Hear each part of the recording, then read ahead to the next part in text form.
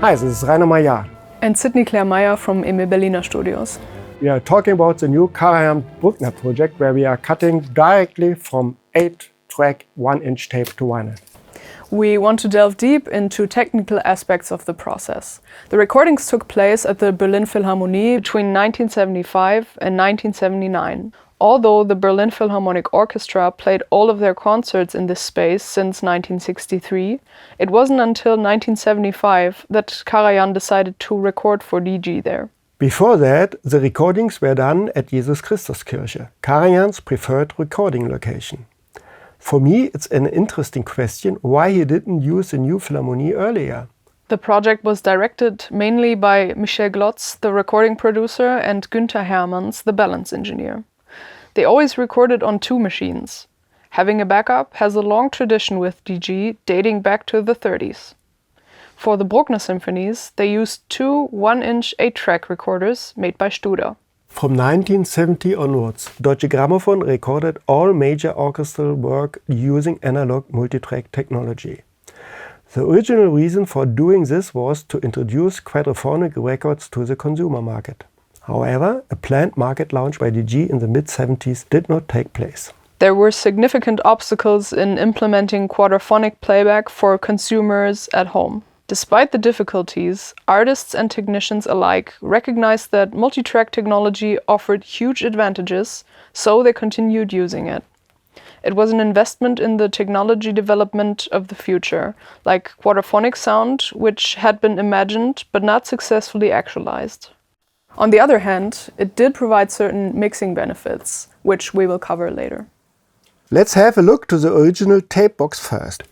For identification, all tapes have a unique tape number. Multitrack tapes are marked with a 4-digit number. The next block shows all information about the repertoire, artists, recording dates and venue, and the team. Bemerkung means notes. Here you will find a list of all available downmixes that were made at the time. Most important is the stereo version that was originally used for LP cutting. The tape number of this stereo version is identical with the first LP catalog number. And very interesting point, a quadraphonic mix was also made, although the idea of quadraphonic records for the consumer market had been abandoned. The recording department stuck to the format because they believed that immersive playback would be possible in the future. After that, we have a section with technical remarks. The most prominent are the red crosses indicating original, 8-track, and the tape equalization CCIR. IEC CCIR is standardized and refers to a specific EQ parameter. Magnetic tape has its own properties as a medium, and the signal needs to be balanced to improve the high-frequency response. This is not to be confused with the RIAA EQ that we use to improve the quality of the signal on the LP. It is based on the same idea, to match the signal with the properties of the medium. The next red cross marks Dolby A. It refers to the noise reduction system, which is not to be confused with the modern Dolby surround systems. For the Bruckner recording, DG used a new kind of tape by BASF that could be magnetized with higher levels but without the unwanted saturation effects. In combination with the Dolby noise reduction system, it is capable of producing a high dynamic range that even compares to modern digital technology. For representing the dynamic range of Bruckner's music, this combination is ideal. Moving forward, the tape speed is 15-inch or 38 cm per second. The last section at the bottom is left empty. This section was reserved for cutting notes. Until now, this 8-track original was never used in the past directly for cutting. There are no notes written down here. At the very bottom, you can see a handwritten comment that this tape was digitalized and remastered here in-house at Emil Berliner Studios. This was done in conjunction with a Super Audio CD release for Universal Japan. We have talked about the tape box in such detail because it is so important to underline how exceptional this situation is. Only DG recorded, edited and archived as many productions on multitrack tapes so that we are now in a position to go back to them. This archive is a treasure and probably unique in the world. The term original could differ from company to company. In the term of Deutsche Grammophon, an original means that it is resampled from the original recording takes together. Each sticker marks an edit on tape. Karajan recorded more than one take in a recording session. He could decide to re-record certain passages if necessary. The recording producer marked good and bad takes in his score, and together with Karajan, they would select the best takes. After the recording session, a technician edited the selected takes together by splicing the tape with scissors, exactly where the recording producer had marked it in the score. When removing a sticker, we can see how this tape was spliced. The tape was always cut at an angle to allow a smoother crossfade from one take to another. One word about the number of edits. In film, cuts are part of the art. It's impossible to miss them. There is even an Oscar for best editing. However, in music, an edit should be inaudible. There is no Grammy for best editing, despite requiring a high skill set and tastefulness. Editing is an important part of the classical recording process, but almost no one is talking about it. And no one will tell you how many edits have been made. I started to make statistics by counting the visible edits on the master. I noticed that no other conductor than Karajan has so few edits on the master. What does it mean? Was he lazy on his recordings or not interested in a perfect production? No way. Although he was a great fan of technology, he was aware that the macro and microcosmos of tempo and rhythm could be disturbed by too many edits. He recorded very long takes, and it's so astonishing that he was able to achieve exactly what he imagined without the help of scissors and glue. And all of this within the already demanding situation of a recording session. Let's look at the signal path in greater detail, all the way from the 8-track tape to the lathe cutter head. Here we have the 8-track tape head for the modulation. The signal from the tape head will be amplified to studio level. These amplifiers also add the IEC CCIR playback curve to the signal, which results in a flat frequency response between 20 Hz and 23 kHz. As the tape was recorded using a Dolby A noise reduction system, it has to be decoded during playback with the corresponding Dolby settings. The outputs of the Dolby A system are connected directly with our custom-built passive mixer. It consists of two parts. This one is the fader box, and the second part is the actual mixer that sums the signals together. From our mixer, the stereo signal is fed directly into the Neumann mastering console SP79. From here, the signal goes to our cutting amplifiers made by Autophon. The signal will be amplified to drive the cutter head and will be processed with the RIAA recording equalization. And finally, we have the cutter head, where two coils, one for each channel, drive a diamond cutting stylus. But this signal path describes only half of the cutting process. We have a second path which is just as important. This is the so-called preview head. It's located before the modulation head. The pathway of the tape is extended by these rollers to about 34 cm. The signal from the preview head is also amplified, and the output of the Dolby is fed into our custom-built passive mixer. One reason why we had to build it by ourselves you could see here. Each fader for mixing controls the modulation as well as the preview signal for the same track at the same time. While the mix coming from the modulation head drives the cutter head, the mix coming from the preview head drives the pitch computer inside the lathe. Because this is really the key to everything and the reason why no one has ever done it before. And also why we needed to build a custom mixer and modify one of our tape machines. So why do we go through all this trouble, you may ask? In the golden age of shellac, all cuts were made with a fixed pitch, meaning that the cutter head travels across the disc at a constant speed. Emil Berliner, the inventor of the gramophone himself, made a simple but clear drawing. The groove on each disc is a spiral, but the groove itself is modulated by the music. The sound waves of the music are encoded in the shape of the groove. A higher level of music translates to a higher excursion of the stylus. As a consequence, loud music needs more space. Between rotations, the groove walls are not supposed to touch each other. Otherwise, we will get horrible distortion. This is called overcutting. The challenge is to get the maximum amount of rotations on a disc while making sure that no overcutting happens. So the loudest part in music is a reference to set the right pitch. Every passage softer than that has less groove excursion.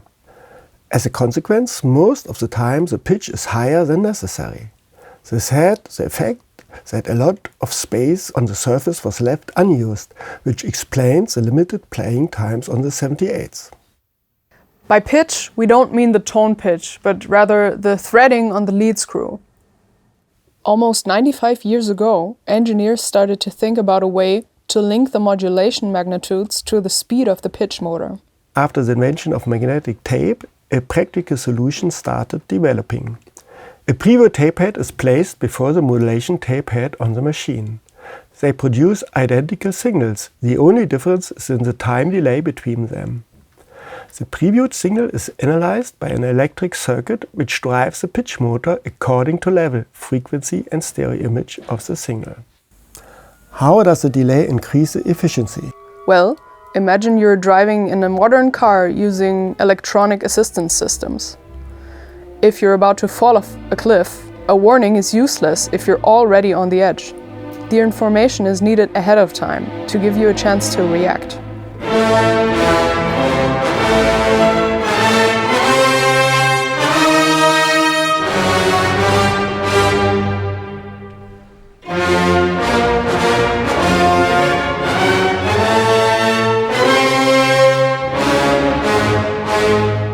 It is the same with our lathe. We therefore need to create a preview signal for cutting that comes 900 milliseconds before the modulation signal, but this time from the 8-track original. This is exactly the amount of time that half a rotation at 33 RPM takes. In this time, the pitch motor can speed up or slow down according to the signal. In the moment of cutting, the distance between the grooves will always be as little as necessary to accommodate the modulation without overcutting. The more effective a groove computer works, the less space is wasted. As a consequence, we could either cut longer playing times, higher levels, or finish at a larger end diameter, which results in a better frequency response. If the playing time is a given, like with the Bruckner project, using the very efficient pitch computer of our VMS-80, we already have an advantage over the original pressings from the late 70s. They were cut on a VMS-70 with a less efficient pitch computer. This advantage is completely independent of the signal itself. We are using the word pitch computer, but don't worry, the signal path for the modulation is completely analog. Only for calculating the pitch, a memory module is needed. So listen to the mix. On 2 tracks we have the 2 room microphones, which Hermanns intended to have the rear channel for the quadraphonic mix. We have the woodwind and the French horn on 2 channels. We have all strings, oh we don't hear it, strings without the double bass. And on the last 2 channels we have brass, double bass and the main microphone.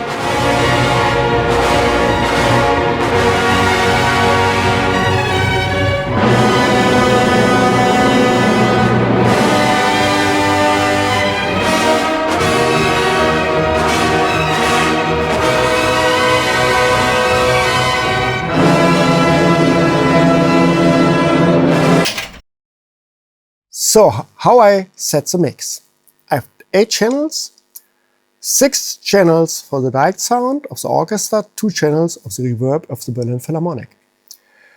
The same what Günther Hermanns has for his down mix in the late 70s for the LP. He made a down mix on 2-track tape, and this 2-track tape I have here as a reference. He also made a new version for the CD in '84. I can compare and see what he has done in the past. There are many things what I love about Günther Hermanns' old mixes, but there are a few things I would think about to do it differently now for the new vinyl release. Günther Hermanns was an engineer who was always excited about technology. With the arrival of multitrack, he started doing a lot of additional work in post-production after the recording sessions, working more like pop engineers and producers did, to create a striking mix with exaggerated dynamics. He started moving faders to support or reduce strings, woodwinds or brass in certain passages in a more extreme way. All with the good intention of creating a modern sound, but it changed the balance and dynamics quite a lot. This is what he never did on his 2-track recordings before, where he had to create the mix directly while recording. He did this because he knew that for 2 and 4 tracks recordings, an edit on tape would only be possible if the balance and levels on either side of the cut matched perfectly. That's why he did not make any extreme movements with the faders during the sessions. For me, the balance and dynamics on the original 8-track tape sounds much stronger without all these additional fader moves. Well, I left the faders more in a similar position throughout the whole mixing process. This results in a much more coherent sound, a sound that is closer to how my ears hear the music in the concert hall, where no one is adjusting the levels or balance apart from the conductor and the musicians. I was only able to do these remixes because the actual 8-track originals are still available. This is the key point. Günther Hermanns used for the Bruckner recordings in Berlin 2 room microphones. He had placed them quite close to the orchestra, so they worked more like wide main microphones. Very good sounding. That's why they could mix in very prominent. But that's why he had also to add a slight amount of additional reverb too. At this time he used an echo chamber in Hanover while mixing for vinyl, and a few years later for mixing for the new CD version, he used one first version of a digital reverberation system. So, what should we do? As we would like to stay pure analog, we have to use an analog reverberation system, and so we use the same system which Günther Hermanns used in the past. We use an echo chamber. We have here an echo chamber, and Sydney will show you how it works. We are quite resourceful here at EBS. On the other side of this door is our stairwell that also serves as an echo chamber. So this is how it works with the tape.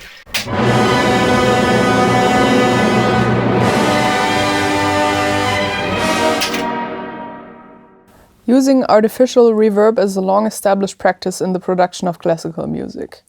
Even when orchestra recordings take place in concert halls with nice acoustics, engineers often add artificial reverb to the mix. Günther Hermanns used for many of his recordings from the Jesus Christuskirche an echo chamber by using the huge stairway of the bell tower.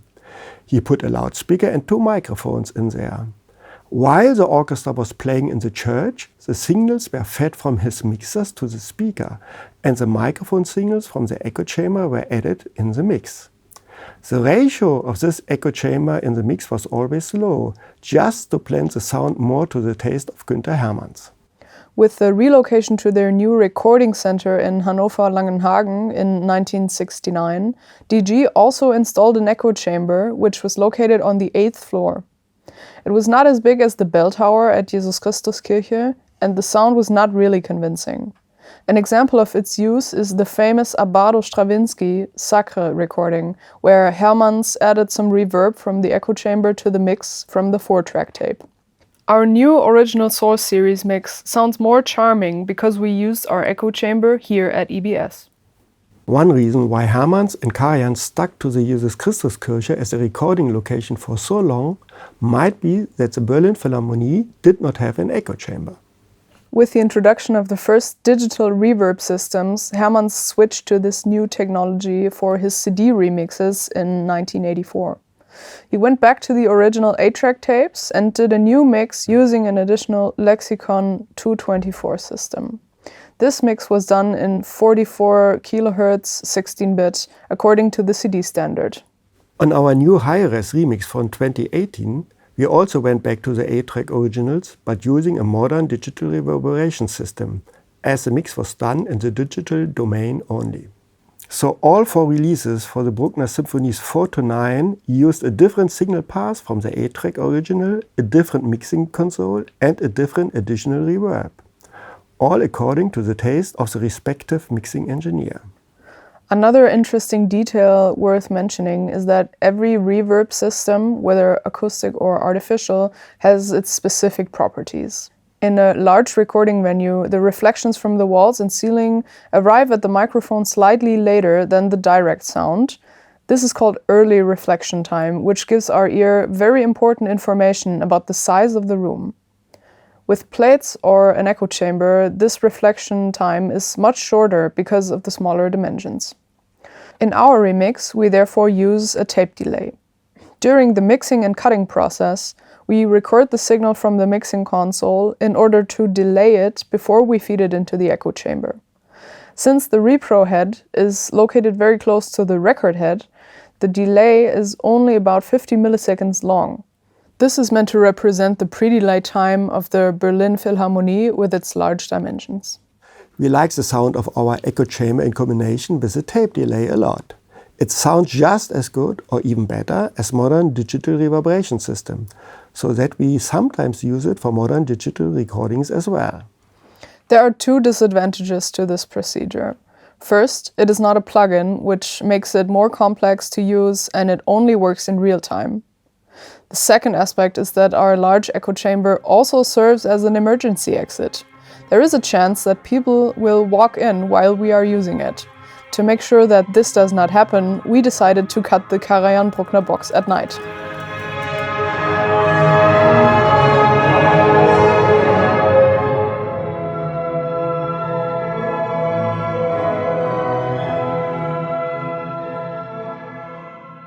One word about Symphonies 1 to 3. They were recorded on digital multitrack tapes and the workflow for cutting was a totally different one, which I described in the booklet in more detail. The large format booklet included in the DG Karajan Bruckner Symphonies box set features a letter sent from Mr. Wohlert to Dr. Hirsch. As you might remember from our last video, Mr. Wohlert was responsible for the sensitive task of tape approval, or Freigabe. So apparently Karajan had rejected, or he had been unsatisfied with the sound of the first test pressing of Symphony No. 4. The content of the letter does not seem remarkable at first, but the key point is written between the lines. It was probably not the mix that Karajan complained about, even though that is what may come across in the letter. Undoubtedly, Mr. Hermann's first mix was exactly as he had intended, with a nice and bright-sounding brass section. Being a technology enthusiast, Karajan immediately identified the problem. High velocity at the end of a very long side may have produced playback distortion.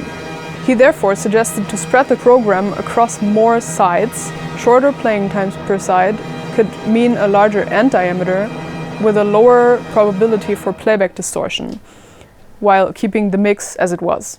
Nevertheless, DG decided that they would rather release the program on one LP and ask Mr. Hermanns to revise his 2-track mix with regard to the limitations of the medium. The new mix was more conservative in terms of high-frequency energy and overall level. Ultimately, this meant that fidelity was knowingly sacrificed for marketing reasons. With the re-release of the new Bruckner Symphonies box set, we are not subject to these limitations. According to Karajan's suggestions, the program is now presented as a double LP, offering a higher fidelity, but at the cost of a higher selling price. Finally, coming to the end, we would like to thank all people involved in this project. And we would also like to extend a huge thank you to all our listeners. We are absolutely blown away by the many comments and discussions about the original source releases. The general appreciation for this project and our work has been really touching. Enjoy!